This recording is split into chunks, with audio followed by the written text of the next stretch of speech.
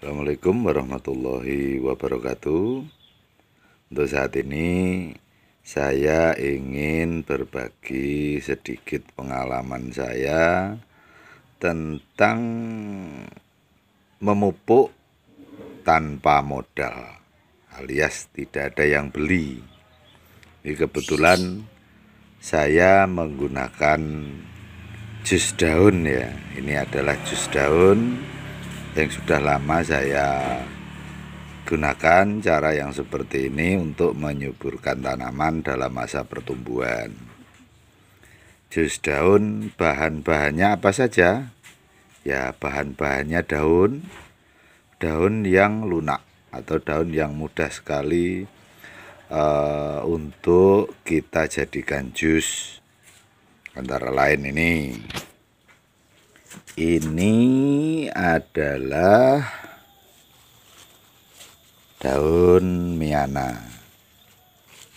Daun miana atau kadang ada yang menyebutnya daun bayam-bayaman. Ini kita sertakan sekalian sama batangnya sekalian. Kemudian ini daun bayam. Ya, bayam bisa bayam apa saja, misalnya bayam liar seperti ini bayam liar ini. Atau bayam liar yang berduri juga boleh. Enggak apa-apa, enggak masalah.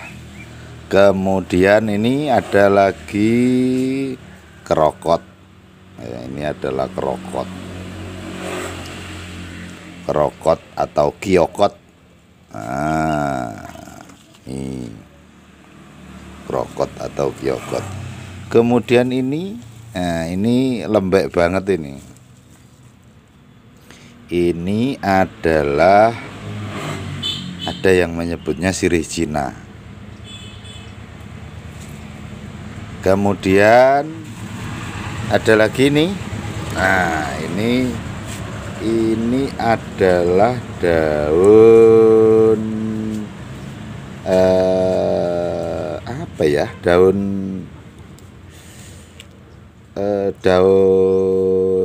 gingseng kalau nggak salah ya.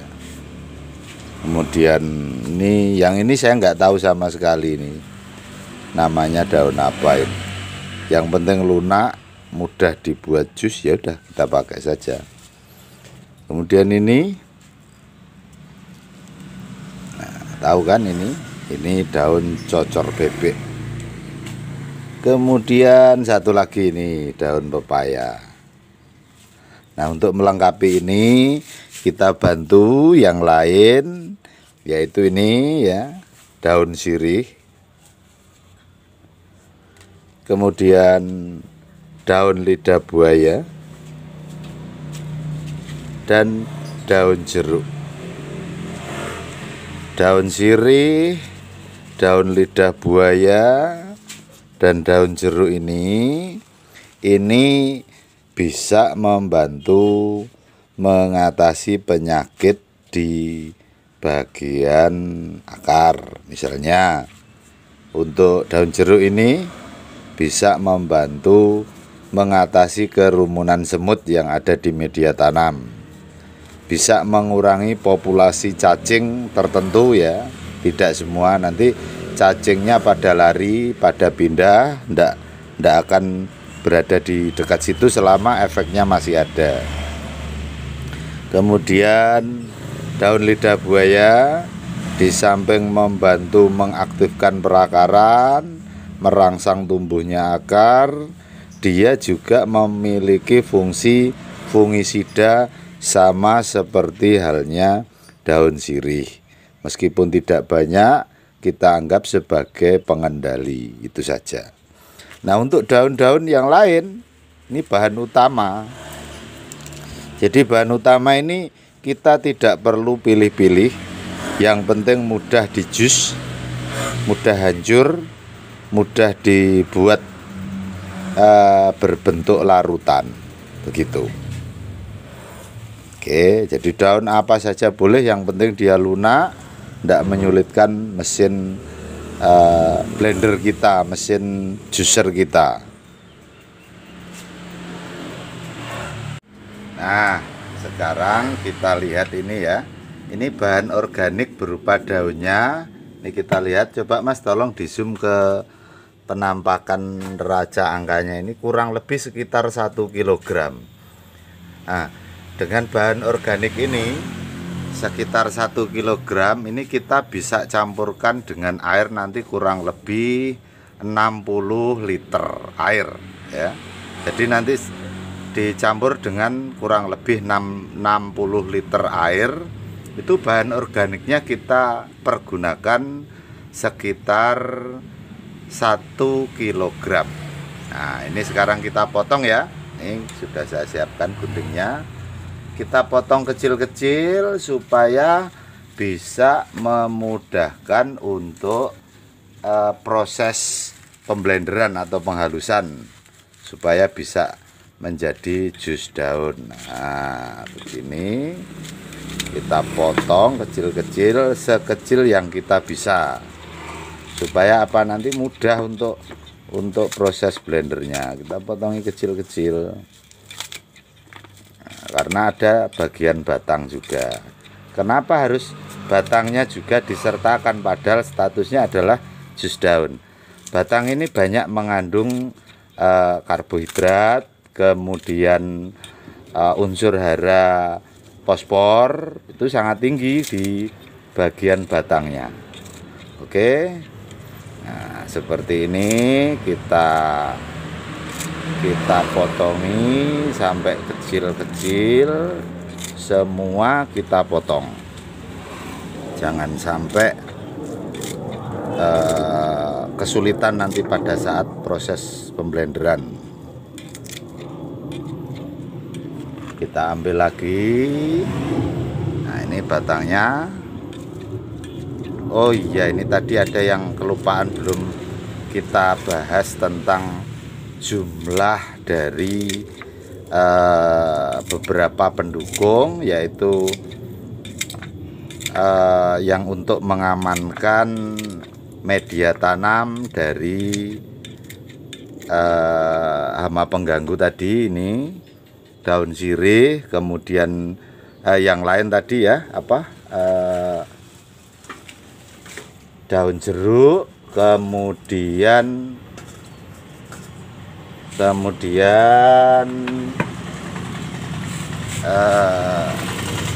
daun lidah buaya. Ini jumlahnya tidak usah terlalu banyak, hanya sedikit saja, yang penting ada. Ini hanya sifatnya hanya untuk membantu mengkondisikan media tanam supaya aman. Nah, ini sudah selesai untuk pemotongannya ya. Jadi pemotongan ini untuk mempermudah nanti pada saat kita blender, kita bentuk, kita buat menjadi cairan ya. Nah, ini kita perhatikan. Nah, ini sudah kaya dengan nutrisi untuk tanaman. Jadi tanaman apa saja bisa nanti diberikan. Tapi nutrisi yang baik sekalipun ya, kalau perakaran tidak bisa menyerap dengan maksimal, maka percuma saja kita berikan nutrisi, kita berikan unsur hara makro yang lengkap, mikro yang lengkap. Itu akan sia-sia bila kita tidak meningkatkan sistem kinerja akarnya. Bagaimana cara meningkatkan sistem kinerja akar? Seperti yang saya beritahu beberapa waktu yang lalu di video yang lain ya. Ini kita tambahkan saja dengan tepung beras. Karena ini targetnya nanti untuk 60 liter, maka kita tambahkan 2 sendok makan. Kita menambahkannya sekarang saja, tidak usah menunggu setelah selesai di blender ya. Atau bisa ditambahkan sedikit lebih, misalnya tambah lagi setengah sendok makan, jadi bisa 2,5 sendok makan. Apa sih gunanya tepung beras ini? Tepung beras ini bisa meningkatkan sistem kinerja akar. Kenapa demikian? Karena dia mengandung banyak mineral, banyak vitamin. Vitaminnya vitamin B1 itu yang tertinggi itu di tepung beras atau air cucian beras juga bisa. Nanti kalau ada air cucian beras bisa ditambahkan, tetap ditambahkan tepung beras. Kalau nggak ada tepung beras gimana? Tambahkan saja beras dengan jumlah yang sama. Misalnya bahan organik 1 kilo ini kita tambahkan dengan beras murni itu 2 sendok makan atau 2,5 sendok makan, bisa kita blender nanti. Nah, lanjut di pengoptimalan dari fungsi akar. Ini dengan adanya tinggi vitamin B1 yang ada di tepung beras, unsur zinc atau Zn, kemudian besi atau Fe, zat besi atau Fe, dan seterusnya, itu nanti akan meningkatkan sistem kinerja akar. Nah, biar lebih meningkat lagi, maka media tanam harus kita kondisikan pada posisi pH atau derajat keasaman yang netral. Biasanya kalau menggunakan bahan organik begini, nanti akan terjadi peningkatan keasaman atau media atau pH yang drop. Bagaimana supaya bisa meningkat pH-nya, supaya bisa menjadi netral, supaya menjadi kondusif, akar juga merasa nyaman karena derajat keasamannya di posisi netral, yaitu di angka 6,5 sampai 7,5 neraca keasamannya. Itu kita tambahkan saja dengan cara yang sangat mudah, yaitu abu. Karena ini nanti kita akan membuat larutan dengan jumlah 60 liter, maka kita tambahkan dengan 4 sendok makan. Ini kita perkirakan bahwa dengan 4 sendok makan ini kita sudah cukup membantu memberikan support pada media tanam agar tidak terjadi keasaman yang tinggi atau tidak terjadi pH drop. Ya, ini kita tambahkan begini. Nah, setelah kita tambahkan sedikit, kita aduk saja supaya rata. Meskipun nanti kan pada saat di blender akan terjadi pemerataan dari kedua media tadi bersama dengan bahan organik atau BO. Oke, saatnya kita lakukan pemblenderan. Nah, sekarang kita blender dulu. Nih, kita masukkan dulu. Jadi kita blendernya beberapa kali karena memang jumlahnya cukup banyak. Kita blender secukupnya, kemudian bergantian supaya mesin blendernya juga tidak rusak. Kalau terlalu dipaksakan terlalu banyak, ya nanti rawan rusak. Meskipun teksturnya tidak terlalu kuat, tapi tetap saja kita lakukan sedikit demi sedikit, tidak perlu dipaksakan. Nah, ini ditambahkan air ya, secukupnya kita perkirakan supaya untuk mempermudah proses pemblenderan. Nah, ini kita tutup supaya tidak terburai.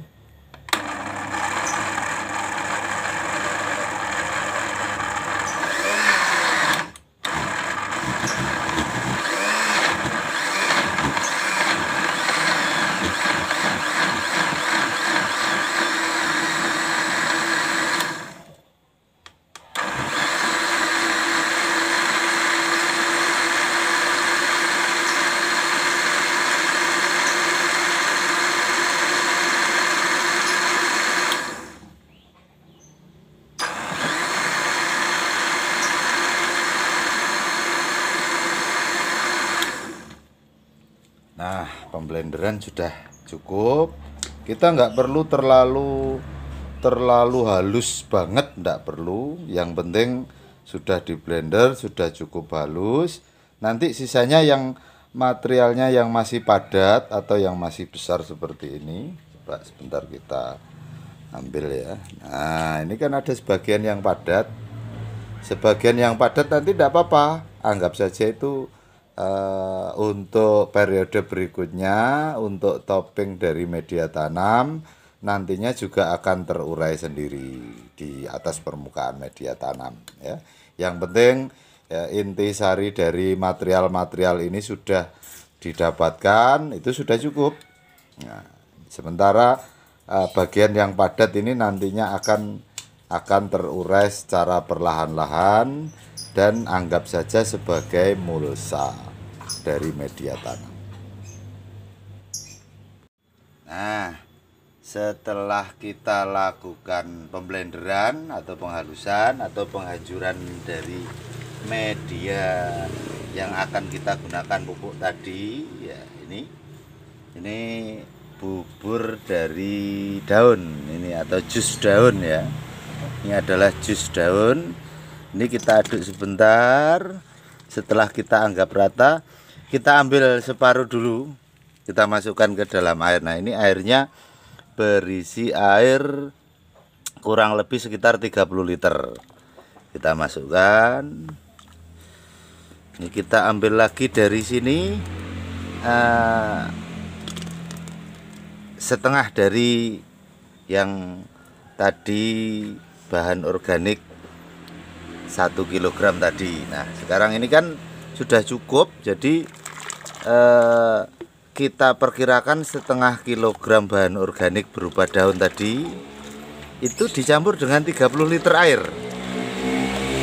Nah setelah kita aduk-aduk gini, kita aduk semua, nanti kita siramkan kepada tanaman yang kita tuju seperti yang ini. Ini kemarin sudah saya lakukan penyiraman, tapi pas sampai di tanaman satunya ini, anggur satunya ini pas habis ini, jadi hanya sedikit sekali kemarin. Makanya saat ini saya membuat lagi untuk memberikan kocoran pupuk jus daun pada tanaman yang satunya lagi ini, kemudian yang ini sama yang lain nanti. Ini kenapa saya tunjukkan dengan mode mulsa daun seperti ini. Nah ini bisa Anda lihat ya. Ini untuk karakter daun yang keras dan batang-batang yang keras yang sulit untuk dijus, itu kita gunakan sebagai mulsa seperti ini.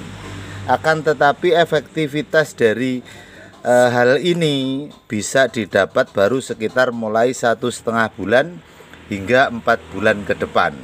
Sementara kalau jus daun nanti sebagian besar adalah spontan. Begitu kita aplikasikan langsung terserap oleh akar ya. Jadi itu adalah keuntungan dari jus daun untuk pupuk. Nih mari kita lakukan penyiramannya.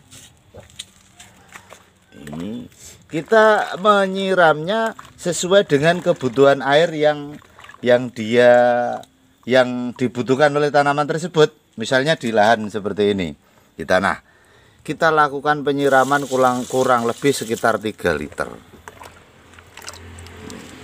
Nah ini di lahan ini kurang lebih sekitar 3 liter. Kalau di pot ya kita sesuaikan dengan kebutuhannya, kurang lebih sekitar 2 liter ini. Nah sedikit lagi. Nah kita bahas lagi satu lagi ya.